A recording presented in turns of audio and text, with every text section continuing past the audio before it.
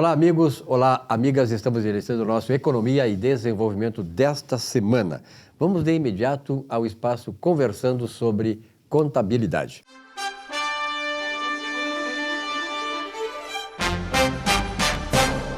Professor Salésio D'Agostinho, obrigado pela sua presença uma vez mais. Parabéns aí, o espaço se consolidando, né?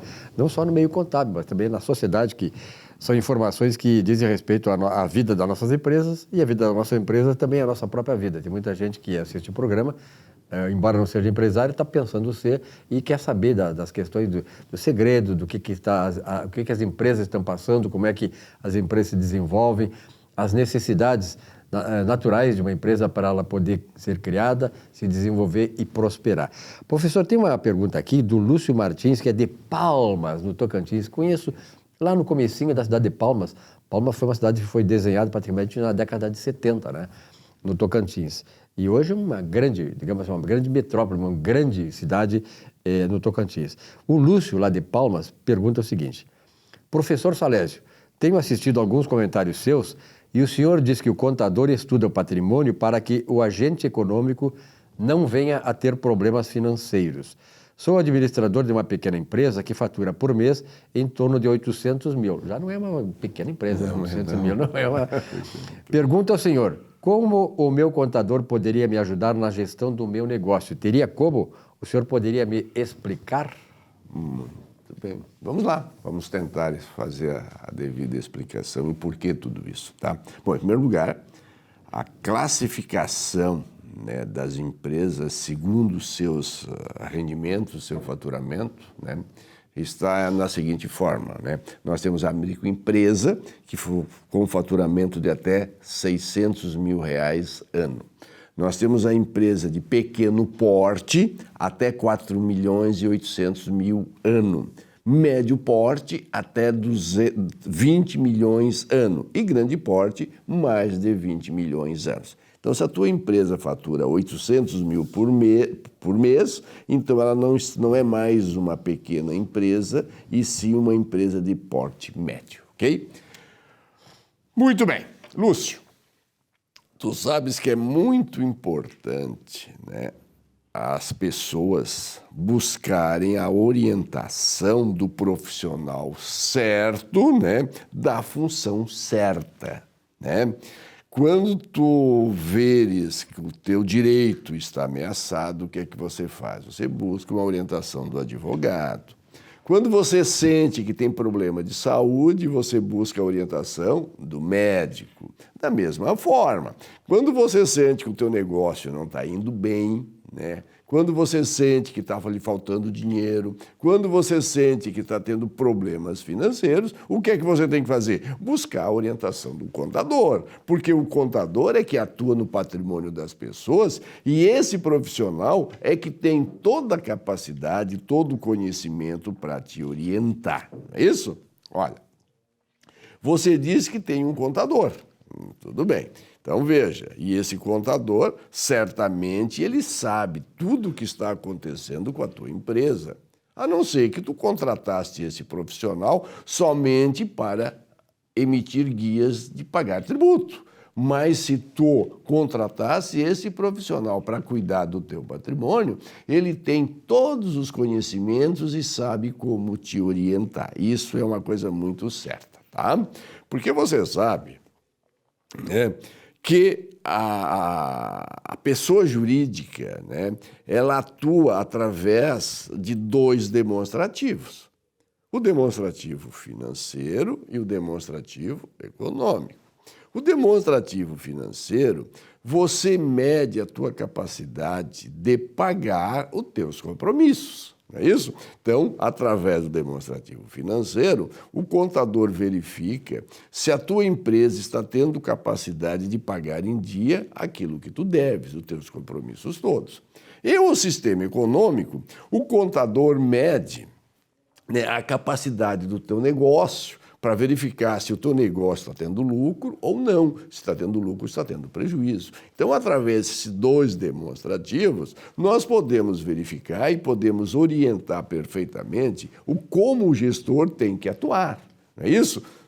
Muito bem. Se eu estou tendo problemas financeiros, evidentemente que eu vou examinar vou examinar meu sistema financeiro e vou verificar por que isso está acontecendo. E muitas vezes também, né, o sistema econômico, porque não basta você ter lucro, porque as pessoas confundem lucro como capacidade de pagar os seus compromissos, não é isso.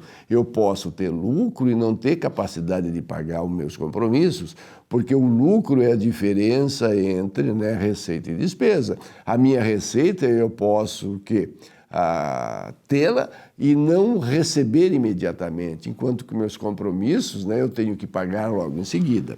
Veja só, se você compra 100 mil reais de mercadoria e as vendem por 150 mil, esse resultado o que é?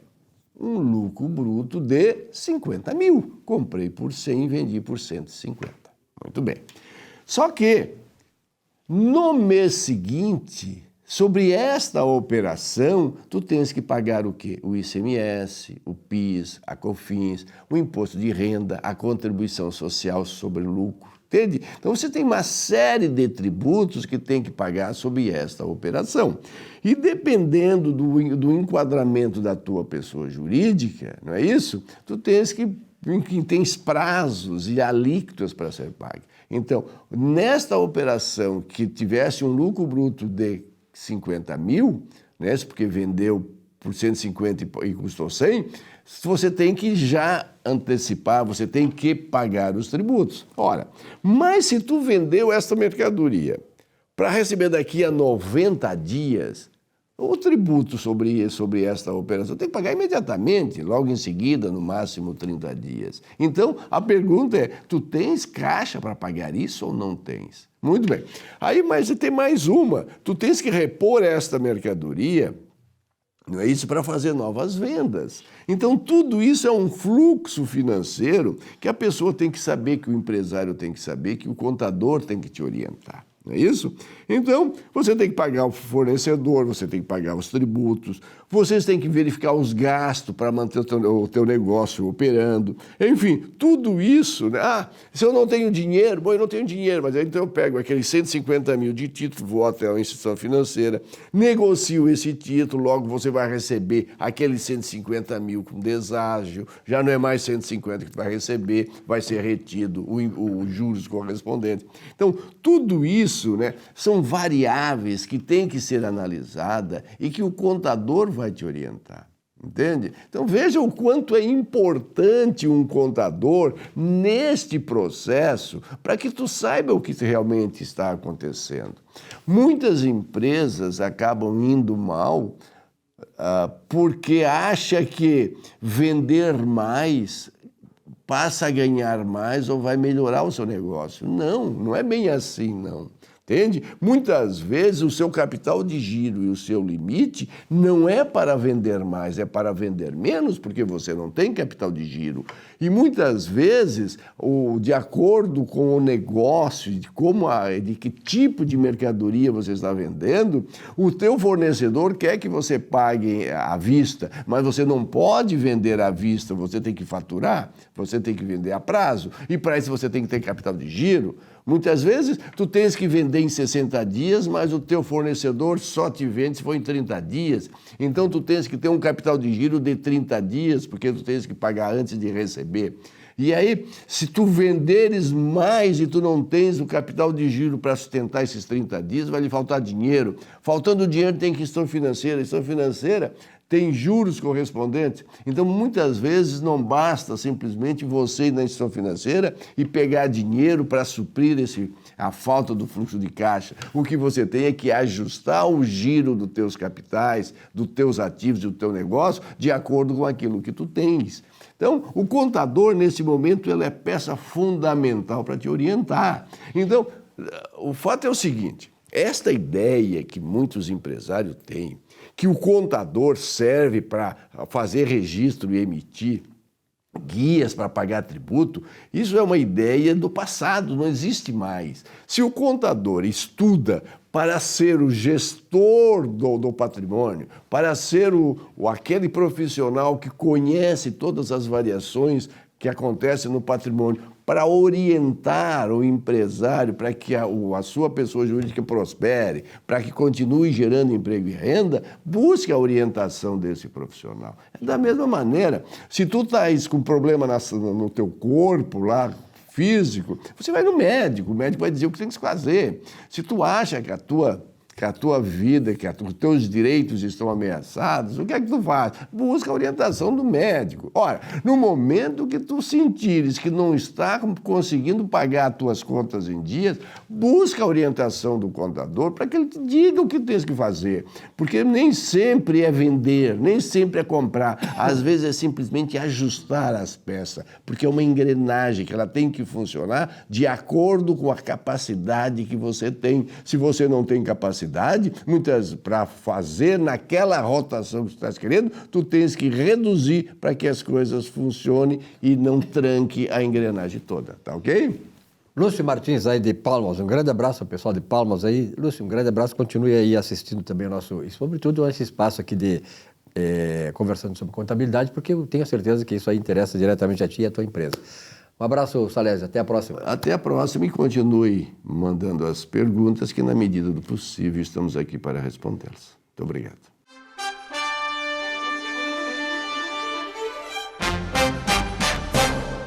Olá, dos chamados bens intangíveis da natureza humana, o mais poderoso é a humildade. Ela foi a força motriz que elevou ao pódio da excelência líderes do passado, ainda hoje reverenciados. Sócrates, um dos pais da filosofia ocidental, é um desses exemplos. Ao saber pelo oráculo de Delfos que era o maior do seu tempo na velha e palpitante Atenas, ele concordou e de imediato disse: "Sou sim o melhor, porque entre todos os demais sou o único que afirmo categoricamente: só sei que nada sei."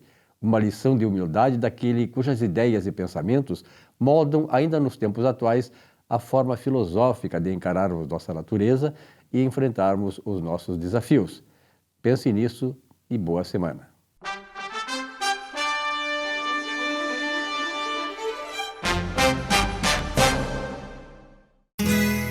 Ser gaúcho é preservar as tradições, é valorizar a educação e acreditar que um futuro melhor nasce nas páginas de um livro. É nossa tradição trabalhar duro. Temos orgulho do suor que escorre do rosto. Ele reconforta a alma e sedimenta uma vida digna.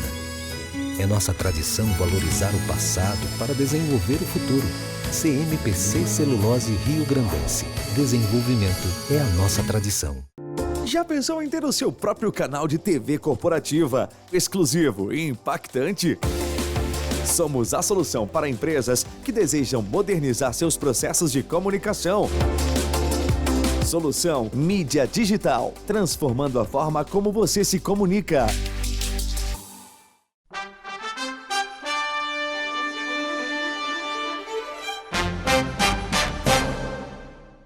Olá, meus amigos e amigas. No Saiba Mais sobre seus direitos, hoje gostaria de tratar sobre o tema do direito do trabalho. Mais precisamente, do direito ao empregado que falece e as verbas rescisórias para a família. Neste caso, a empresa é obrigada a fazer todo o encaminhamento da documentação? Pois bem, nestes casos, os familiares, a sucessão deste empregado deve comunicar o ato-fato do falecimento para a empresa e esta tem o dever de orientar na documentação e como proceder o encaminhamento da liberação das verbas rescisórias. Os documentos necessários são certidão de óbito, certidão de casamento, caso esse empregado seja casado, certidão de nascimento para poder comprovar os dependentes e um documento muito importante. Junto ao INSS, você deve buscar a certidão de dependentes previdenciários. É um documento fidedigno que vai ali atestar se esse empregado / segurado tinha dependentes. Com a posse desses documentos, você encaminha até a empresa para receber as rescisões, as verbas rescisórias que esse empregado tinha direito. Caso a empresa não pague de forma espontânea ou não se convença com a documentação que você juntar, você pode ingressar com uma ação judicial requerendo aí as verbas rescisórias deste empregado falecido. A empresa, para se salvaguardar e não ter que pagar essas verbas rescisórias, além de ter uma multa que deve ser paga caso a empresa se negue a fazer esse pagamento, ela pode providenciar no depósito recursal, ou seja, fazer uma ação consignatória de pagamento, deixando ali consignado essas verbas para que a sucessão aí devidamente habilitada e comprovada, que é realmente de fato a sucessão deste empregado, poder pagar e não ter aí o dissabor de pagar a mais daquilo que devia. Essa é a dica de hoje. Muito bem, estamos aqui com o Dr. Gustavo Bernardi, trazendo sempre assuntos importantes, naturalmente, que é o que passa sempre aqui nesse programa. Dr. Bernardi, obrigado pela sua presença uma vez mais, todo azulzão. Nós estamos de azul hoje, né, tia? Estamos de azul, esperando o jogo do final de semana. Saiu a chuva, agora veio o sol. Aliás, ontem, nós estamos gravando isso aqui na quinta-feira, ontem, quarta-feira, no fim da tarde, eu redescobri o sol. O sol começou ontem no fim da tarde, né? Poxa vida, fazia horas, né? Eu estava viajando, não vi o sol Então, de Porto Alegre. Eu já vi. Olha, ele continuou mesmo maravilhoso. Estava uma laranja lá, grandão. Pra você ter uma ideia, ontem eu estava voltando para Porto Alegre e nós não conseguimos pousar em Porto Alegre. Eu fui para Florianópolis para depois voltar para Porto Alegre. Que beleza.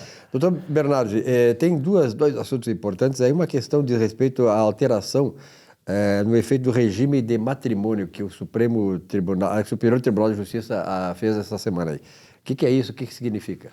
Bem, Silvio, o que ocorre, né? Aumentou muito as demandas judiciais em que os casais pedem a alteração do seu regime de bens, né? Para te ter uma ideia, hoje no Brasil, se você é casado no regime de comunhão de bens com a sua esposa, vocês não podem ser sócios numa empresa. Então, às vezes, né, do ponto de vista aqui dos meus clientes da área imobiliária, muitas vezes o casal quer constituir uma holding, quer constituir uma incorporadora e ele não consegue porque eles são casados no regime de comunhão de bens. Uma decisão recente, agora da semana passada, reconheceu que esta alteração do regime de bens, ela retroaja para trás e não apenas para frente da decisão. A gente chama isso, quando a decisão volta para trás, de ex nunc, e quando ela é para frente, de ex tunc. O que acontecia antes? Antes, quando havia uma sentença reconhecendo a alteração do regime de bens, essa sentença estabelecia efeitos dela para frente. E, às vezes, o casal quer resolver um problema lá para trás. Então, veja só, o casal casa lá no regime de separação total de bens, constitui um patrimônio e chega numa idade em que eles entendem de que aquele patrimônio tem que ser conjugado, tem que ser dividido entre os dois. Então, eles querem alterar o regime de separação de bens para o regime de comunhão de bens. Só que com a forma como era decidido antes, aquilo não resolvia, porque como a sentença só valia para frente, o patrimônio comprado ou constituído para trás continuava separado entre o casal. Agora não, então foi a primeira decisão reconhecendo os efeitos retroativos da alteração do regime de bens, né? Há um expediente muito comum, Silvio, que as pessoas às vezes utilizam, né, enfim, que é fazer um divórcio, transferir patrimônio para um ou para outro, para eventualmente se defender de algum credor, de alguma dívida e tal, né? Então, o que interessa neste caso é que esta alteração dos efeitos da coisa julgada, dos efeitos da decisão judicial, reconhecendo que esses efeitos retroagem para trás, evidentemente que se isso for segurança jurídica, se for melhor para a sociedade conjugal, etc., é um entendimento jurisprudencial relevante, novo, né? E que traz uma nova tônica para as alterações do regime de bens. As pessoas pensam que isso é incomum, não, é muito comum as pessoas quererem alterar o seu regime de bens, Silvio. Cada vez mais, né? Sobretudo aquelas pessoas que casaram lá atrás, né? E optaram por regime de separação ou comunhão, que tem que chegar numa idade, como tu disseste, bom, agora vamos resolver a questão patrimonial, né? Cada vez mais as pessoas têm compreendido, né, de que elas precisam organizar a sua sucessão, organizar a sua vida para a idade, para a velhice, né? Então elas procuram os escritórios, a gente cria estruturas, cria soluções, mas muitas vezes aquele regime de bens dificulta que aquela solução seja implementada. E é interessante fazer isso enquanto são vivos, né? Claro. Porque depois da morte dá problema de herdeiros. Depois da morte, eu costumo dizer que depois da morte só dá briga. Só dá briga, é muito difícil a família continuar mesmo depois da morte. A família mesmo. A morte desune a família. Uns vão embora e outros ficam aqui brigando. E uma coisa importante disso é que essa decisão reconheceu essas alterações não apenas para os casados, mas também para aquelas pessoas que têm união afetiva, né? Ou contrato de união estável e tal, né? Então, não é apenas para os casados. Perfeito. Bom, uma outra decisão importante aí na área agora do investimento imobiliário diz respeito às permutas, né? Permuta, às vezes tu tem um terreno, eu tenho um terreno aqui na qualquer zona sul de Porto Alegre, né? Que foi o exemplo que nós citamos agora há pouco, fora do ar, e quero fazer uma permuta com outro terreno, seja daquela área, fora daquela área. Havia algumas coisas que, de certa maneira, impediam uma trâmite meio legal disso aí e tal, enfim. Mas hoje houve uma mudança. Esta mudança, qual foi, o que ela representa e o que ela poderá ter do ponto de vista de influência de novos investimentos imobiliários na cidade? Bem, Silvio, o que é permuta? Hoje, as grandes construtoras dificilmente compram terrenos, né? Elas buscam proprietários de terrenos e constituem com esses proprietários um negócio jurídico, que a gente chama comumente de permuta. O Silvio tem um terreno de 1.000 metros quadrados aqui perto de onde a gente está e a construtora X tem interesse em construir no teu imóvel, né? Teu terreno. Digamos que o índice desse terreno seja 1,5. Então, em 1.000 metros eu consigo construir 1.500 metros de área construída. Como é que a construtora vai ofertar isso para o Silvio? Silvio, vamos fazer o seguinte, eu vou comprar 80% desse teu terreno e te entrego 800 metros quadrados de área construída. Okay? Isso é uma permuta que a gente chama de permuta física. Qual é a vantagem para o Silvio? O Silvio, a vantagem para a construtora, não há tributação nessa alteração patrimonial entre a construtora e o Silvio, e o terreneiro. Por quê? Porque é uma troca de imóveis, não é uma compra de imóveis, né? Porém, nos casos em que o Silvio não quisesse o imóvel ali naquele local ou não quisesse aguardar a construção do empreendimento, para ele trocar esses 800 metros que ele tinha por outro terreno em outro local ou até mesmo por apartamentos já concluídos, né, haveria ali a incidência do ITBI, né? Agora, é possível você estruturar esta operação sem o pagamento de ITBI, né? Evidentemente que você continua pagando o ganho de capital, que é o imposto sobre o ganho de capital, o lucro imobiliário, né? Mas você tem uma forma de fazer isto sem pagar ITBI. Então, isto vai trazer, digamos assim, um incremento no mercado imobiliário. Um estímulo, né? Porque as pessoas vão permutar numa determinada região por imóveis de outra região, né? Claro que as pessoas muitas vezes me perguntam, não, mas eu ganho menos se eu trocar o meu terreno por imóveis construídos. Claro, você ganha menos por quê? Porque você tem que computar o tempo da construção.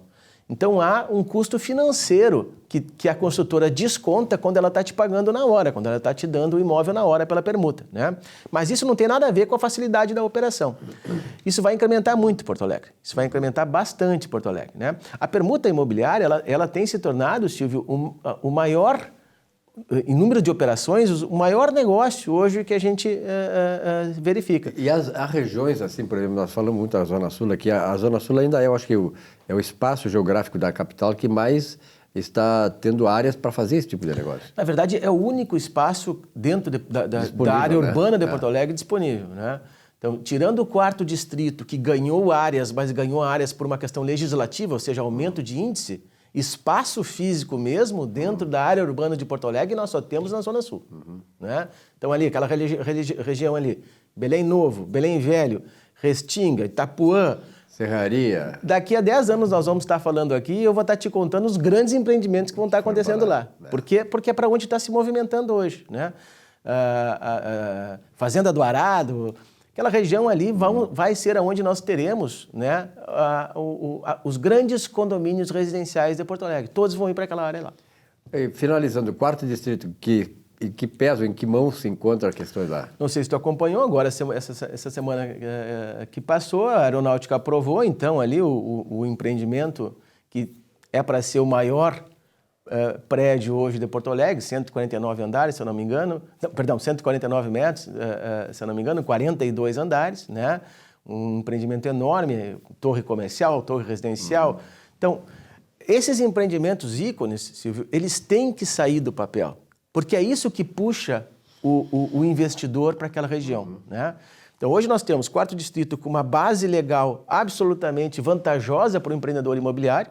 Mas ainda está faltando aquele cara que é o ponta de lança, o cara que vai lá e faz o empreendimento. Então, se esse empreendimento sair do papel, ele vai ser um ícone para aquela região.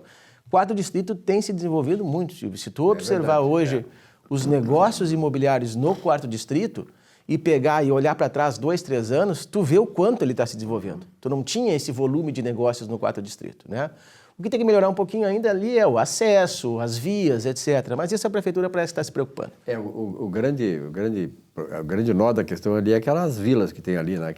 Aquilo ali, como fazer aquilo ali, como melhorar, porque aquilo ali tem um visual terrível lá para a capital. Quem sai, quem chega em Porto Alegre, primeiro se depara com aquilo, quem está chegando e quem está saindo vê aquilo é a última imagem que tu vê de Porto Alegre. Mas tu sabe, Silvio, só para arrematar, a gente vê que se tu permitir que o empreendedor privado vá para a região, ele vai auxiliar, ajudar o ente público a resolver a questão. Com certeza. Porque tu vai começar a colocar a contrapartida dos empreendimentos, solucionar o caso dessas pessoas que estão ali. Né? É como se fez lá na Arena, né? Que muitas coisas fizeram ali exatamente pelo investimento que tem lá, né? A Arena, inclusive, está com risco de perder a regra legal especial por falta de execução. É verdade. Doutor Gustavo Bernardi, obrigado pela sua presença, um grande abraço, até a semana que vem. Abraço, Silvio. Um rápido intervalo, já voltamos aqui com o nosso Economia e Desenvolvimento. Até já.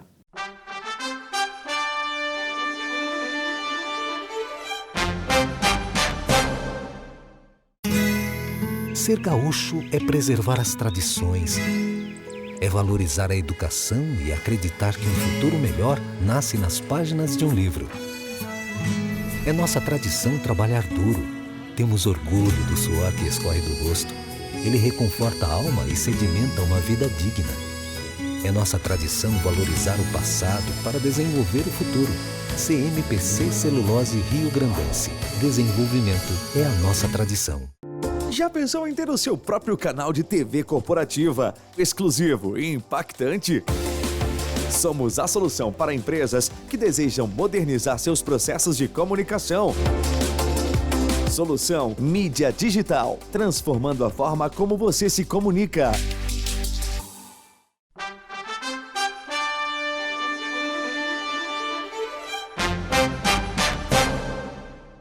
Muito bem, nesse espaço do nosso Economia e Desenvolvimento, lembrando para você, nós estamos aqui há 23 anos no ar. Muito obrigado aos meus patrocinadores, aqueles parceiros de longa data que vem me acompanhando e, sobretudo, a você, telespectador, pela fidelidade aqui ao programa.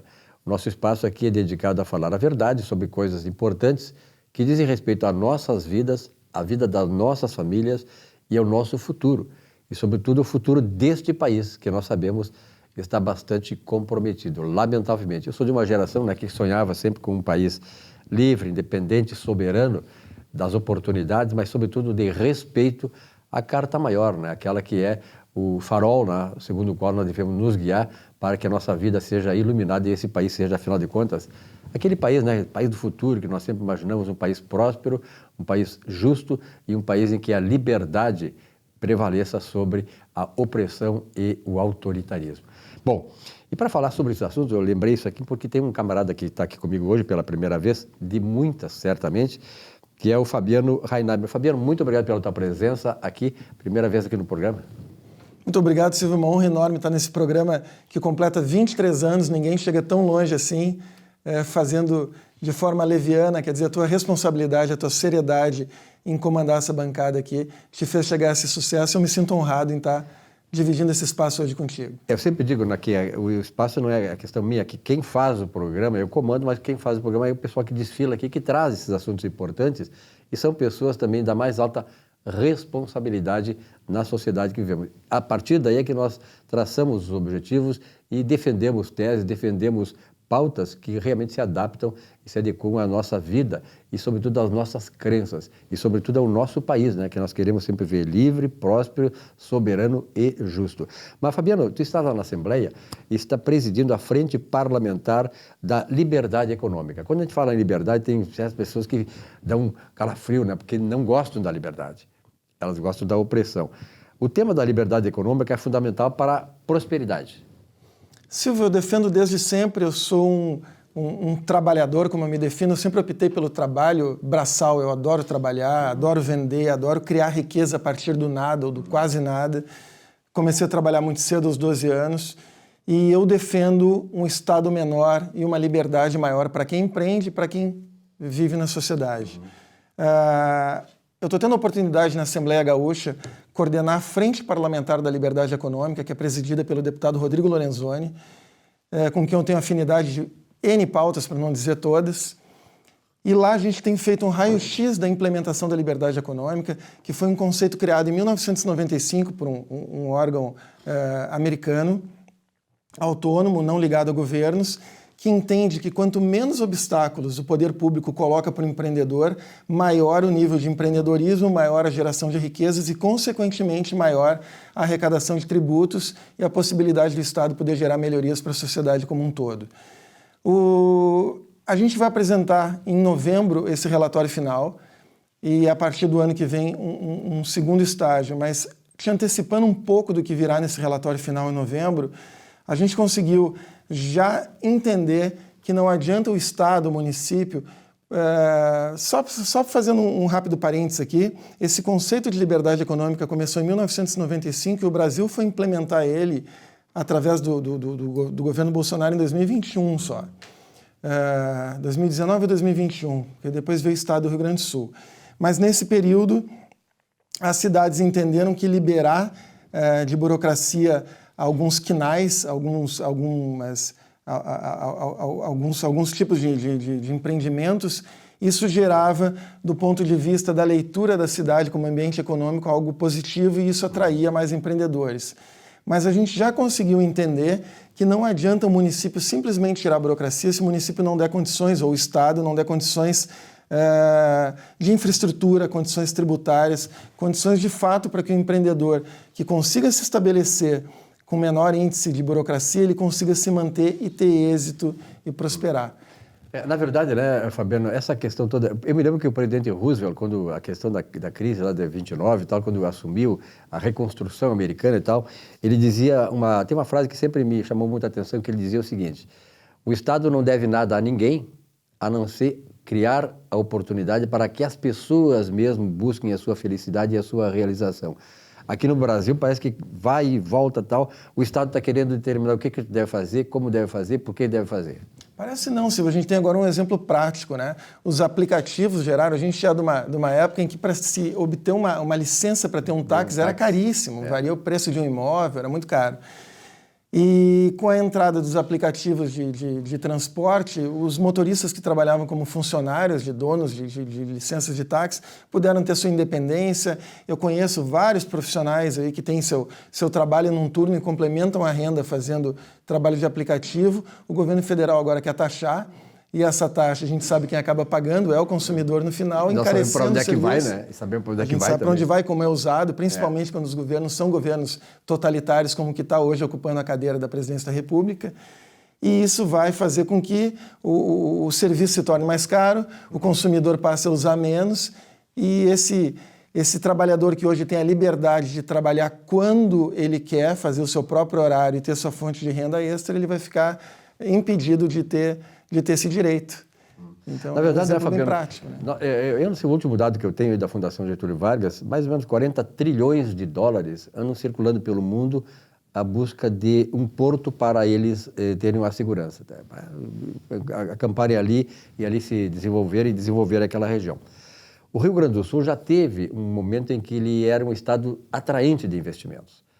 Por que perdemos isso? Exatamente pela regulamentação, pela falta de liberdade econômica, pela falta de incentivos aos empresários, por certas ameaças do ponto de vista institucionais que acabam acontecendo aí e fazendo com que esse capital, esse dinheiro para investimento, ele fuja daqui.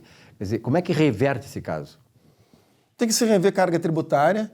E uma coisa que tem que se rever de forma urgente, a Assembleia Gaúcha vem trabalhando para isso, é diminuir a burocracia de licenças. Licença ambiental no Rio Grande do Sul, por exemplo, ela é mais demorada do que a média brasileira e, comparando com outros estados, chega a custar o triplo. É óbvio que uma empresa, quando vai se estabelecer em algum local, essa empresa vai colocar na balança todos os custos e isso acaba pesando.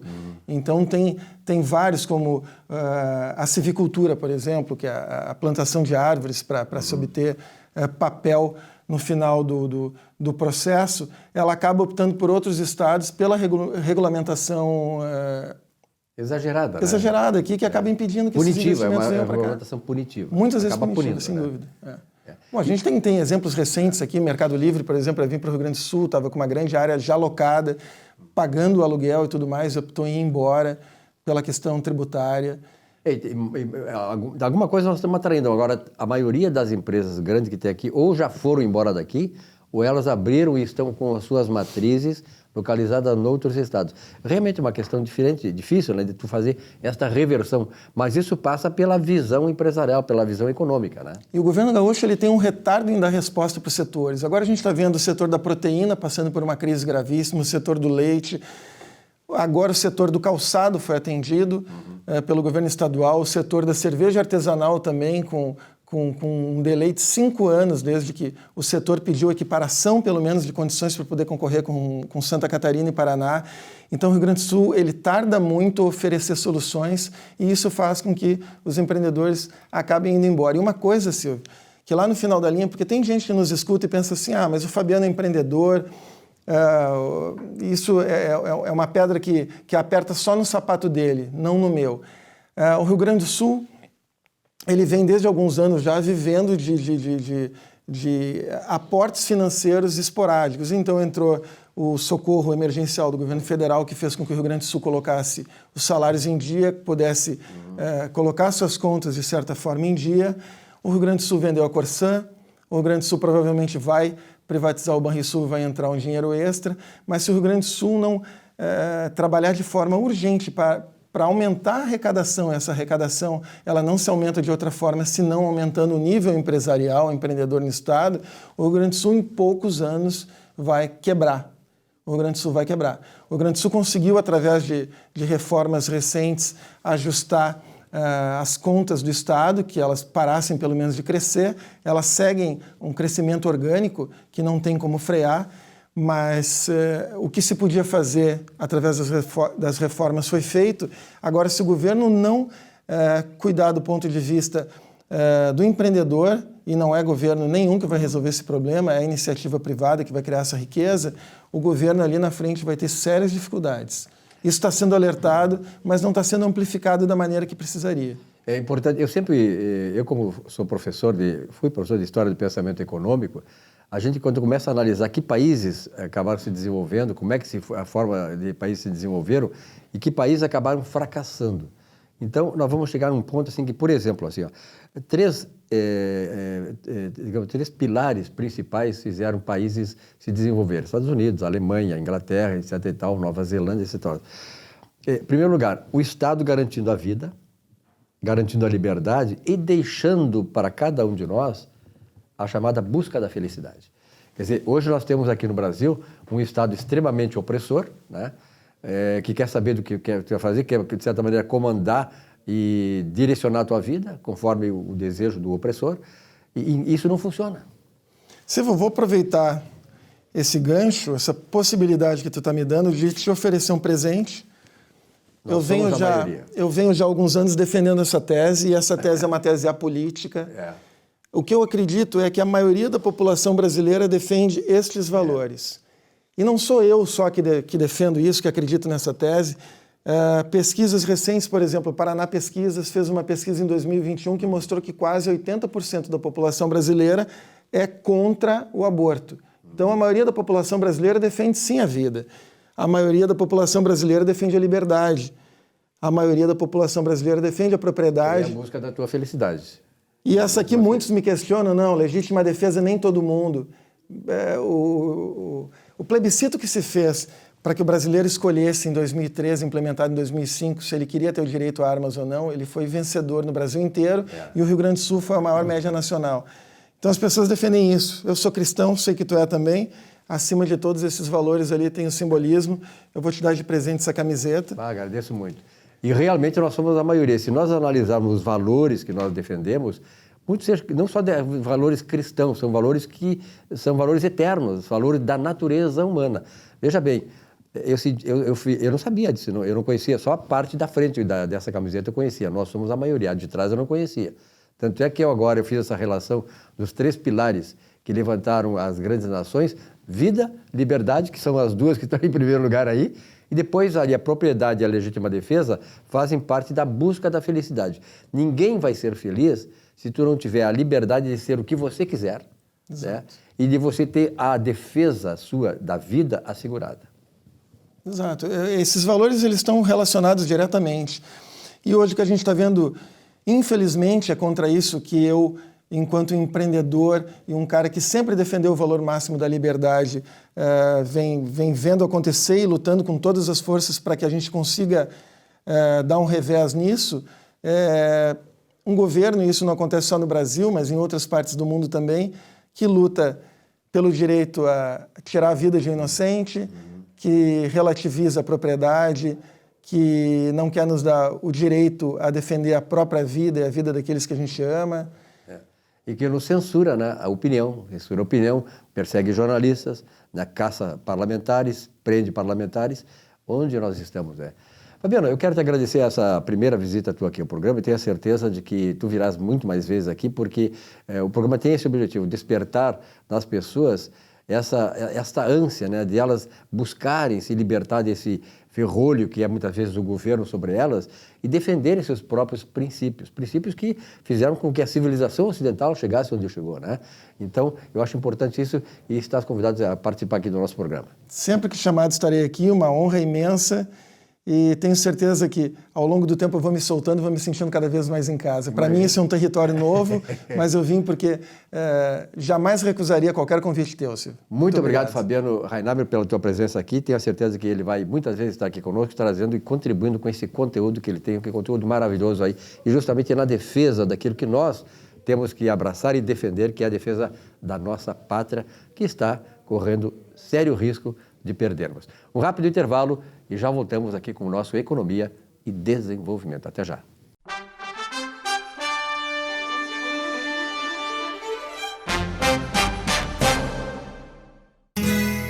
Ser gaúcho é preservar as tradições, é valorizar a educação e acreditar que um futuro melhor nasce nas páginas de um livro. É nossa tradição trabalhar duro. Temos orgulho do suor que escorre do rosto. Ele reconforta a alma e sedimenta uma vida digna. É nossa tradição valorizar o passado para desenvolver o futuro. CMPC Celulose Rio Grandense. Desenvolvimento é a nossa tradição. Já pensou em ter o seu próprio canal de TV corporativa, exclusivo e impactante? Somos a solução para empresas que desejam modernizar seus processos de comunicação. Solução Mídia Digital, transformando a forma como você se comunica.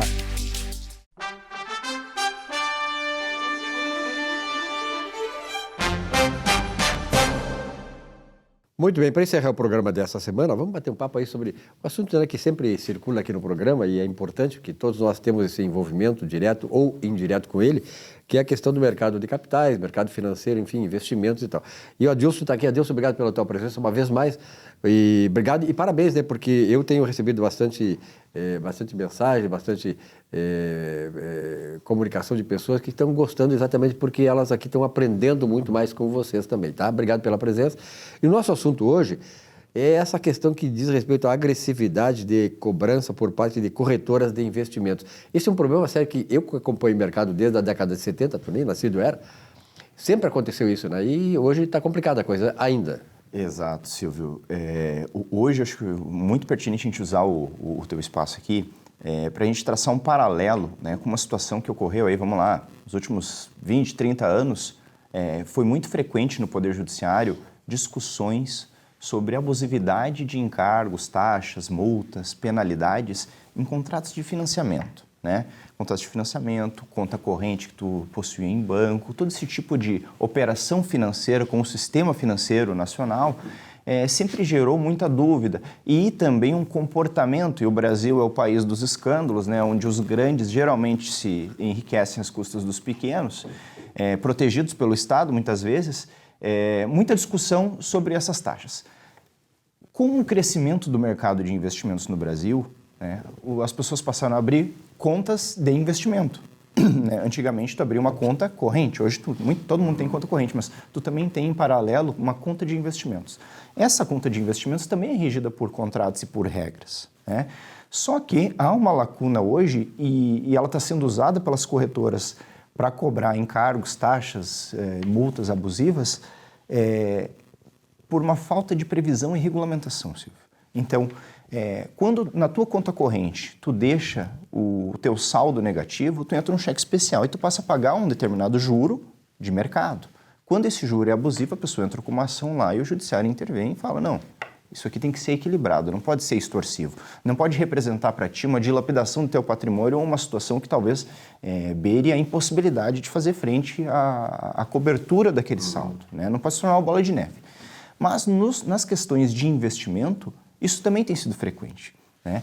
As pessoas abrem contas de investimento, realizam operações que muitas vezes são indicadas e assessoradas pela própria corretora, por seus assessores, seus prepostos, escritórios de investimento pulverizados no Brasil, e realizando operações um pouco mais sofisticadas, né, que estão disponíveis para boa parte dos investidores, às vezes além do seu perfil, a gente pode falar disso na sequência, as pessoas acabam, às vezes, ficando com suas contas negativas. Por quê?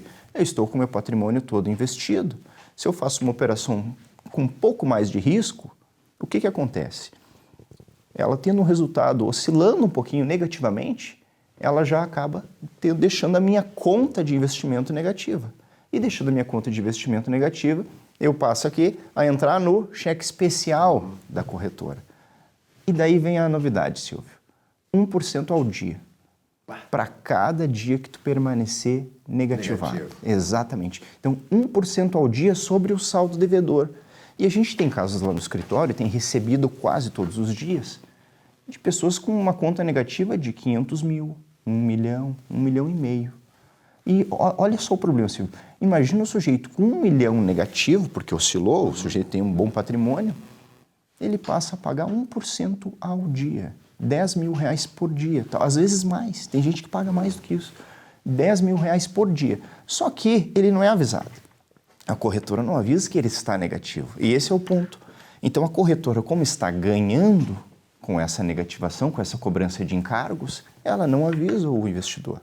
E depois de 3, 4, 5 dias, o investidor vai lá consultar a sua conta, vê lá um saldo ampliado, né, porque de mais encargos ainda, de 50 mil, 40 mil, que foi cobrado por causa desse 1% ao dia. Então, uma abusividade que vem ocorrendo, Silvio, de forma desmensurada. Não há controle. Né? Não há controle. Né? Isso é uma coisa, né, Adilson? Porque, na verdade, eu sempre cito isso aí, porque houve uma grande evolução do mercado financeiro. Naquela oportunidade do mercado de capitais, a Bolsa de Valores, que eu trabalhei aqui em São Paulo, e naquele tempo, quando tu trabalhava, dizia que trabalhava no mercado de capitais, no mercado de investimentos, no mercado financeiro, isso é tudo picaretagem. Por que as pessoas diziam que naquele tempo o sintoma da picaretagem? Exatamente pela falta de transparência, a falta de responsabilidade com o investidor e a falta de credibilidade da própria organização. Então, isto aí acaba denegrindo o mercado. Quer dizer, nós sabemos que é um mercado sério, é fundamental para a economia, mas esse tipo de ação, e vocês fazem muito bem denunciar essas coisas e buscar a reparação do investidor, é que acabam denunciando o mercado financeiro, colocando ele numa situação que ele não, de modo geral, ele não é assim. É um mercado sério.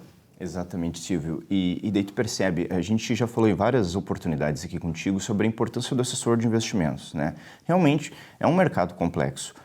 A gente não pode esperar que de profissionais liberais, empresários, pessoas que ocupam o seu dia empreendendo e cuidando das suas vidas, possam ter a capacidade técnica de realizar investimentos mais sofisticados. Então é importante que se tenha realmente o assessor de investimentos presente. Mas o assessor, ele tem um dever pela CVM de atuar em proteção ao teu patrimônio. Ele deve agir, ele tem um dever fiduciário, ele tem que verificar o teu perfil e indicar o melhor investimento que não represente um desvio do teu perfil. E isso tem acontecido também, Silvio, vale a denúncia. As pessoas têm sido estimuladas a preencher os formulários de perfil de investimento de uma forma diferente daquilo que realmente elas possuem, né? Então, um investidor de perfil conservador, que sempre investe no CDB, tinha dinheiro na poupança, muitas vezes é levado a investir em coisas mais exóticas, assim, claro, que representam um imenso risco. E, às vezes, Silvio, fora da bolsa, mercado de balcão, ou seja, não é uma operação que é regulada lá pela B3 e julgada pela CVM. Mercado de balcão, ou seja, é uma operação entre o investidor e a corretora, como se eu estivesse fazendo investimento contigo aqui, Silvio. E sendo dessa forma, se foge da possibilidade de adotar soluções que hoje estão disponíveis pela própria B3 e pela CVM. É um mercado paralelo, né? Praticamente, né? Mercado de paralelo. Exatamente. Então, o investidor deve tomar cuidado com isso e nessas operações onde ele é exigido e cobrado, como nesses casos aí, muitos casos de zeragem, pessoas que operam alavancado, operam com a margem da corretora, acabam tendo esse problema da negativação da sua conta de investimentos. E nesses casos, sendo cobrado abusivamente nesses parâmetros, e isso é deliberado, em geral, todas as corretoras, acho que não escapa uma, Silvio, 1% ao dia, se ele foi cobrado nesses patamares, ele tem direito de buscar uma revisão e um ajuste para buscar ressarcimento disso. Pois veja bem, Silvio, quantos milhões ou bilhões a gente está falando? Olha verdade. O tamanho do problema. Né? Isso. Eu vou fazer um paralelo aqui com uma coisa do futebol. Né? Aí tu falou que a intermediária, quer dizer, há um mercado de balcão entre a corretora e o investidor, fora, né, do mercado regulamentado pela CVM, B13 e tal. O futebol, quem não lembra do jogo Grêmio e Corinthians, que teve aquela mão do jogador do Corinthians, pênalti claro, evidente, todo mundo, até os colorados compreendem isso, mas ali o juiz não marcou. Prejuízo extremamente grande para que no caso é o Grêmio Futebol Porto Alegrense. O Supremo Tribunal de Justiça da CBF acabou penalizando o árbitro. Não sei quantos jogos e tal aí. E aí eu te pergunto, e quem foi penalizado pela incompetência, pela falta de apetência, falta de, digamos, até de boa-fé do árbitro? É uma coisa mais ou menos semelhante, né? Exatamente. Como é que vai reparar isso? É um dano irreparável. Exatamente, Silvio. Então, assim, como a gente sempre destaca, é importante o investidor buscar o exercício de direito, buscar assessoria profissional. Lá no escritório nós atendemos com grandes resultados, Silvio, para os investidores, diversas matérias, e essa aí tem sido frequente, né? Assim como a gente já falou aqui do caso dos COIs e tal também, que é um grande problema. O meu sócio também já tratou de diversas outras questões, mas essa questão da cobrança abusiva de taxas e encargos, as corretoras chamam de multa, Silvio, mas se fosse multa, teria que te cobrar uma vez, né? Tu descumpriu, tu ficou negativo, então te cobra uma vez a multa.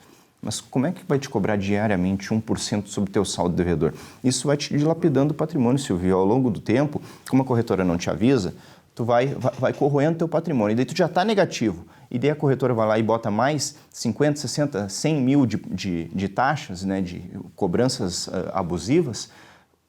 Em algum momento isso pode até travar qualquer possibilidade de tu vender outros ativos, porque a tua conta já está tão negativada que os ativos que tu possui lá, ou ações, outros investimentos, estão servindo de garantia para aquele débito.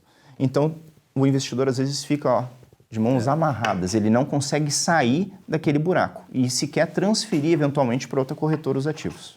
Como um especialista na área, qual é a sugestão que tu dá para esse investidor que já está nessa situação e aquele que está pensando em entrar no mercado de capitais, no mercado financeiro, para que ele não corra esse risco? Ótimo, Silvio. Bom, o investidor que já teve problema de negativação e cobrança de taxas abusivas pela corretora, que ele se sentiu prejudicado, Silvio, e às vezes assim, esse sentimento é importante. O investidor ele tem que ter essa percepção assim, eu me senti prejudicado. Isso é um fator elementar, mas não obstante, ainda que o investidor não tenha tido esse sentimento, provavelmente na relação dele com a corretora em algum momento aconteceu. Então, se o investidor já ficou negativado em algum momento, ele pode buscar uma revisão desse cenário para saber se foi cobrado abusivamente, talvez ele nem saiba. E para aquele investidor que pensa em entrar no mercado, ou está ingressando agora, pensa em fazer operações mais sofisticadas, eu digo assim, Silvio, busque um advogado especialista na matéria, tal como lá no escritório nós atendemos os investidores, para que faça uma revisão dos contratos, oriente o investidor e possa dizer, olha, nesses casos aqui as corretoras têm cobrado 1% de multa. Cuidado para não ficar negativado ou ficando, busque o seu direito. Aqui teve um diretor da Bolsa de Valores do Extremo Sul chamado Antônio Della Pieve. Tu sabe que tem toda uma história. O doutor Antônio Della Pieve foi com quem eu aprendi o beabá do mercado de capitais, mercado financeiro, mercado de bolsas e tal. E ele sempre me dizia o seguinte: Silvio, tu como jornalista, que tu és também, além de economista, eu quero te usar aqui na corretora Della Pieve, que era ali no centro da cidade, para que nós possamos divulgar o mercado e fazer com que novos e, sobretudo, jovens possam entender o mercado financeiro e possam também, logo após, se incorporar para que ele possa crescer e se desenvolver. Como é que está essa questão, esse mecanismo hoje, como é que funciona de atração de investidores para o mercado? Olha, Silvio, aí a gente pode entrar num ponto até da questão dos influenciadores. A gente tocou isso aí nesse assunto esses tempos, né? As pessoas estão com muito estímulo para ingressar na Bolsa. Todo mundo quer ganhar dinheiro, todo mundo quer investir.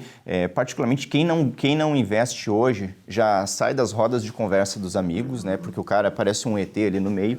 Mas a questão, Silvio, a CVM, a B3, o Judiciário e os parlamentares têm que dar uma resposta.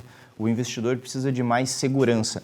Esses casos que eu cito aqui, Silvio, seguramente serão investidores que, em alguns meses ou em alguns anos, não estarão mais na Bolsa. Eles irão migrar para outro mercado e vão esvaziar a nossa Bolsa, esvaziar os nossos investimentos. Os investidores estrangeiros já estão saindo para a insegurança jurídica. Se o mercado interno não puder alimentar o mercado de capitais, a gente vai aí por um caminho sem volta. E é por isso que temos esse espaço aqui, exatamente para advertir as autoridades sobre isso e fazer com que o investidor, né, tenha da clareza da coisa que é um mercado sério, tem que saber os canais competentes para poder entrar nele, se manter, se consolidar e avançar. Adilson, obrigado pela tua presença aqui uma vez mais. Parabéns aí pelo trabalho que vocês estão realizando lá na corretora de vocês, lá na agência de investimentos e, sobretudo, pelos esclarecimentos que traz para o mercado, porque eu adoro o mercado financeiro. O mercado financeiro é fundamental para desenvolvermos e tornar esse país mais próspero e as empresas mais sadias. Um grande abraço. Obrigado, Silvio. Muito obrigado a você, telespectador, pela audiência. Nós ficamos por aqui nessa semana. Uma boa semana a todos vocês. Um novo encontro semana que vem. Até lá.